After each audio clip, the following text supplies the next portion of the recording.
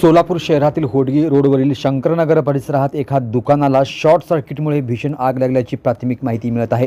ही घटना 8 वाजण्याच्या सुमारास घडली असून काही वेळातच आगीने रौद्ररूप धारण केलाय। सुदैवाने या दुर्घटनेत कोणतीही जीवितहानी झाली नाहीये, मात्र दुकानातील सर्व साहित्य मालमत्ता जळून पूर्णपणे खाक झाले असून लाखोंचे नुकसान झाल्याचा प्राथमिक अंदाज आहे। आग लागताच परिसरात घबराहट पसरली आणि बघ्यांची मोठी गर्दी जमली आहे। अग्निशमन दलाच्या जवानांनी तात्काळ घटनास्थळी धाव घेत ही आग आटोक्यात आणण्यासाठी शर्थीचे प्रयत्न सुरू केले आहेत। सध्या अग्निशमन दलाच्या गाड्या घटनास्थळी दाखल झाल्या असून आग विझवण्याचे काम युद्धपातळीवर सुरू आहे। आगीचे नेमके कारण शॉर्ट सर्किट असल्याचे सांगितले जात आहे, मात्र पोलीस आणि अग्निशमन दलाकडून अधिक तपास सुरू आहे। अशा घटनांमुळे नागरिकांनी इलेक्ट्रिकल वायरिंग आणि उपकरणांची नियमित तपासणी करावी असे आवाहन अग्निशमन दलाने केले आहे। आम्ही या घटनेची अधिक माहिती अपडेट्स तुम्हाला देत राहू। तुम्ही पाहत राहा सोलापूर कट्टा न्यूज।